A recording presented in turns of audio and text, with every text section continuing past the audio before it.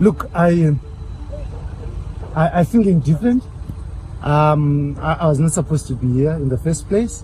And I mean, it's general knowledge. And after having 73 days of my life being robbed, I'm indifferent. But I have a statement, and I think Doug will issue the statement on my behalf. But I'm just happy to see my family. I'm happy to see my family. I've been made aware of some statements that the reason I'm out is because there's justice in this country. I'm worried about that statement. I'm extremely worried about that statement. But under advice from my lawyers, I'm not going to say much, but I'm extremely worried about that statement around the issues of there being justice in this country. Because clearly Section 277 of the Criminal Codification Act is clear on how people who work for an organization, if it is being charged, must be treated, right? It says that any person who, I mean, it establishes how to charge corporate or juristic persons. HSCV is a juristic person. It is a registered corporate person who, with its own legal persona, and can be charged as such. You can't take an employee of an organization and charge them in their personal capacity for work that you allege that they did while least working for them. And it's clear, it's tried at law. And everyone who has studied or cared to study law, who I believe are the prosecutors and the judges, know this. Okay. And how are the conditions? How is the condition inside? How are you? Look, I think you have heard this over and over again. Describing the conditions that are behind me in words is just really impossible. This place is hell. It's hell. But the prison officers, they do their best to keep it quiet. With no resources. Okay. Yeah. Things. And I feel to help right now. I need to check with my doctors, but I've been unwell. Okay. I've been unwell.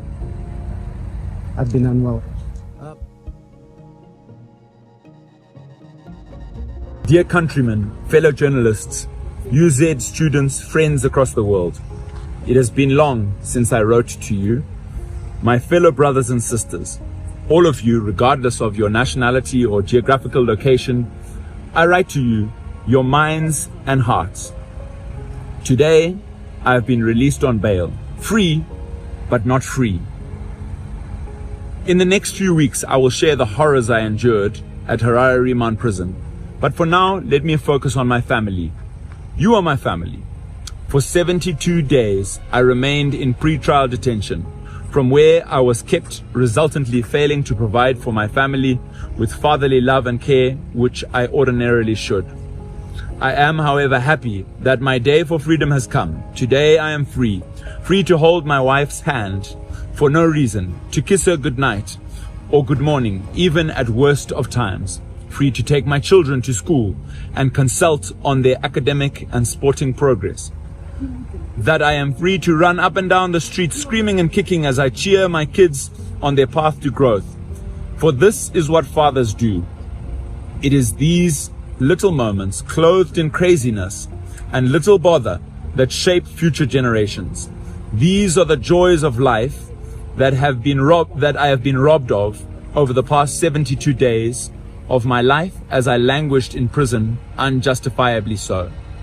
My alleged offense is now known to you all, I presume.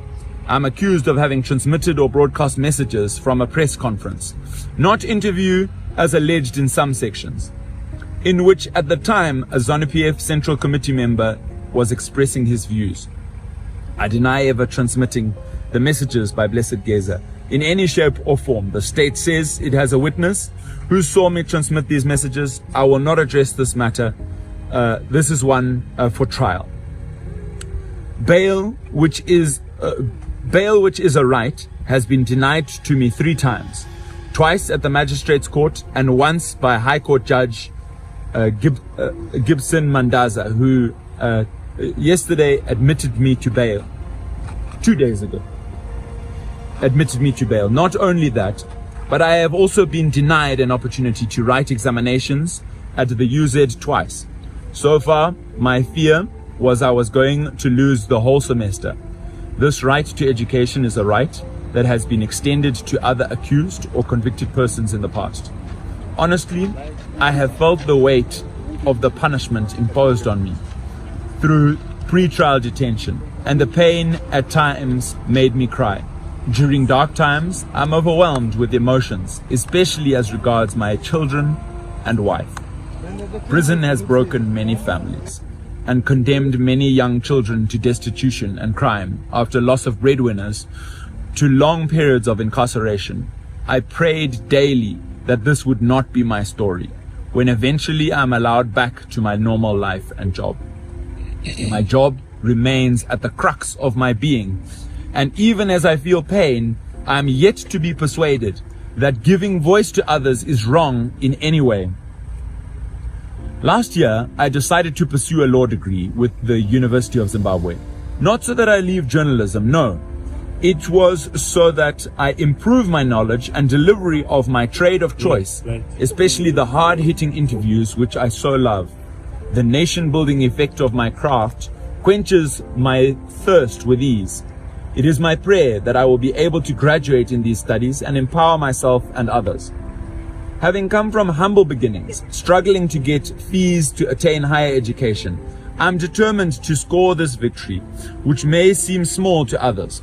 This will serve as motivation not only to my children, but others who are walking in the same path I once did.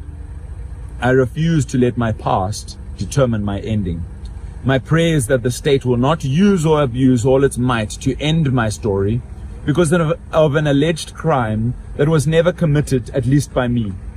To this end, my prayer is that the courts, as the last bulwark of democracy, will defend my rights and at the same time give my children a fighting chance to a better life of their own. My mother passed on when I was 6. My father passed on the last day of me sitting for O-level exams in Nyamatawa, Mutoko. It meant I had nobody to send me through A-level and university. I struggled but managed to go through A-level. Through sheer hard work and determination, I am here today and I thank God. My children should not go through the same. In fact, no child should. They all need their father's love and guidance through life, something I can't do from prison. If I fail to complete my studies, my ability to improve my family's life would be stunted. A dream rudely shattered. Future of my children crushed only because I am a journalist who has stood with the voices of the people. It is a burden I carry. It is the pain that haunts me at night and fills my eyes with tears. Dear friends, some have found time to blame my employer of not doing enough to get me released. I assure you, Trevor Ncube did not arrest me. He has no keys to Harare remand prison. He is not a magistrate, nor is he a judge. In short, he is like you. He is like all of you who have selflessly stood with me and my family. You all wanted to see me free, but understand that there are limits to what you can do. You can tweet, you can visit, bring food or donate so that while I'm here my kids can go to school. Rentals are paid every month. You can also pray for my release. Let us be clear. Those who got me here can release me and should carry the burden of this injustice. Not you, not Trevor, not anybody else. We all have limits to what we can do. Lastly, it is from the depth of my heart that I thank all of you for standing with me and my family. As I go home, I stand with my family and provide for them that which I never got. Deep in my heart is as always, was my little Lorraine. Raising a girl is hard. She will write exams this year, doing pure mathematics, technical graphics, and computer science. I would have wanted her to study law, but her stubborn self moved a different direction. I honestly wonder who she took after. My wife, Florence, I missed you, and pray we will continue to stand tall together. Thank you, Zimbabwe. Thank you, friends and family. Thank you, fellow journalists. Journalism is not a crime, but I have been jailed for it. Yours in pain and with love, Blessed Mhlanga.